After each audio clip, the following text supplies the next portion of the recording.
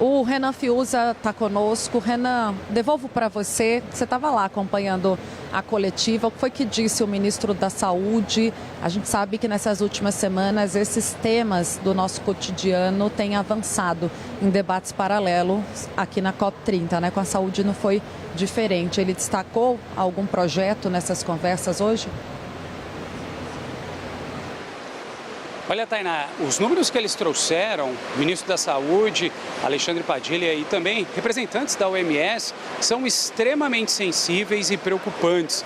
A gente vem falando ao longo da semana aqui no Bastidores com relação às temáticas que são divididas dia após dia dentro aqui da COP30, e hoje é um dia que se aborda muito essas questões das pessoas que residem nessas áreas, sobretudo áreas impactadas diretamente com as mudanças climáticas, a saúde dessas pessoas. Eu trago aqui alguns números.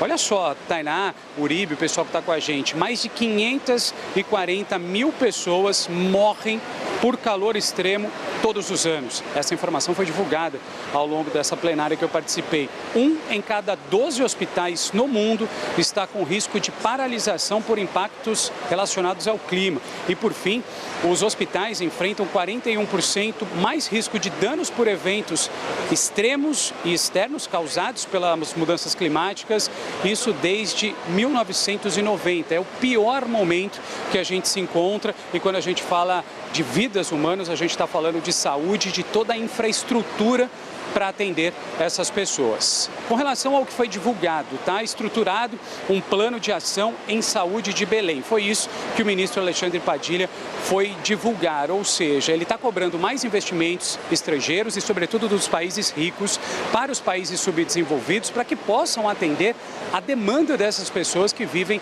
em áreas, por exemplo, não somente aqui da floresta amazônica, mas a gente relembra, né? O sul do país, no Paraná, cidade que foi castigada pelo tornado, as enchentes que a gente mostrou aqui incansavelmente, infelizmente, aquela tragédia que acometeu os moradores do Rio Grande do Sul, sem contar os vários eventos extremos aqui no Brasil e em outras localidades. Então ele cobra aí, dentro desse plano, mais investimento de dinheiro que vem do capital estrangeiro, justamente para incentivar e para estruturar todas essas pessoas e todos os cenários da cidade, cenários esses de cidade que estão realmente nessa linha do fogo aí, ou então das enchentes, ou então dos fortes ventos. Esse plano, ele se baseia na equidade, ou seja, a gente está falando aqui de justiça climática, de pessoas que precisam ter a sua justiça climática defendida.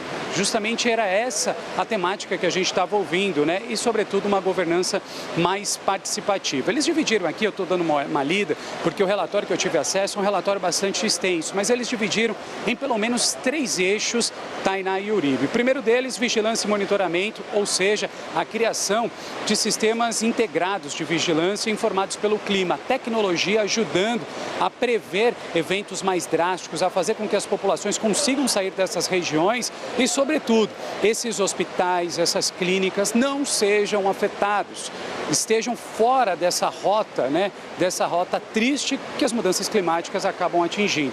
Um outro eixo, políticas e capacitação, ou seja, a gente está falando aqui de estratégias baseadas em evidências, justamente para ampliar a capacidade de respostas aos sistemas locais e nacionais, ou seja, depois de uma tragédia ou ao mesmo durante uma tragédia, como é que a gente consegue criar uma captação ou uma resposta rápida justamente para esse cenário. E, por fim, um terceiro eixo, a gente está falando de inovação e saúde digital. Estímulos à pesquisa, tecnologia, soluções acessíveis para diferentes populações. E aí, quando a gente fala, a gente está falando de tecnologia baseada em inteligência artificial, mas, sobretudo, capacitar as pessoas e dar recursos para essas pessoas de países menos desenvolvidos, né? Quando eu cheguei nessa coletiva, nessa press conference com o ministro da Saúde, Alexandre Padilha, a assessora até mesmo falou: Renan, os números são preocupantes. O ministro vai trazer aqui uma realidade muito difícil e que precisa ser enfrentada de uma forma ágil, rápida. A ação é necessária. Por isso que a gente está trazendo aqui para vocês esses números e, claro, tudo isso agora vai reverberar dentro das salas de discussões, porque é um assunto muito importante. A gente está falando de mudanças climáticas que acontecem, atingem e, sobretudo, Tainá e Uribe, a gente está falando de vidas, seres humanos.